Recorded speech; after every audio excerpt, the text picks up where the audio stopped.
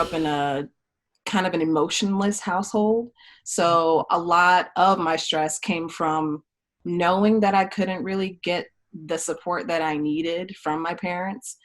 So I was like stressed out because of that, but I was also kind of figuring out for myself how I could just make myself feel better. And so now at 28, I'm really good at um, helping myself, but I know that I will be less stressed if I just sought out help. Um, and I would say that, it's funny because my sexuality, I came out when I was 19, and I came out because similar to Emil, like I was just stressed. I got tired of lying to my parents. I'm not going to my friend's house. She's not a friend. I just got tired of like trying to hide everything. And so I was just like, I'm just too inconvenienced. So I'm just going to come out. So it's a similar story with that. But I felt most of my stress, and this is actually the most consistent thing throughout my childhood into my adulthood.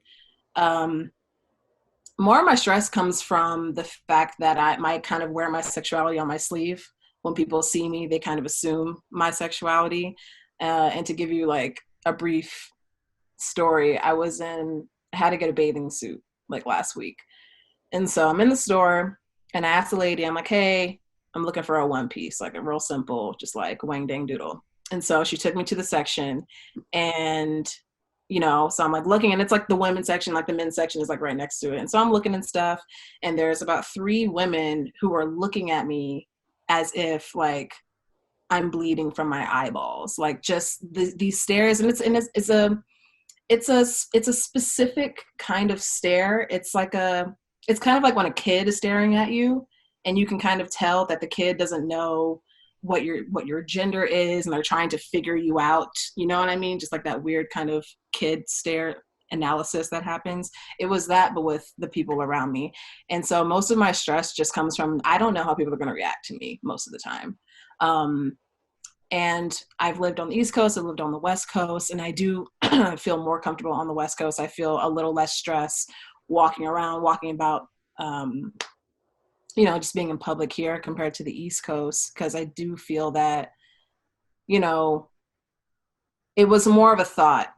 It was more of a thought when I would leave my house. I would think about, am I attracting too much attention to myself? Like, but now, and I think that it comes from just growing up and then also just experiencing life and realizing that, especially with everything going on, that life is short and you got to make it mean something and you have to live it authentically. And so now, I do have those moments where I'm like, I don't know if I want to wear these shorts, but it's more, I'm just kind of looking at my greater purpose. And that's not to live my life within the comforts of everyone else.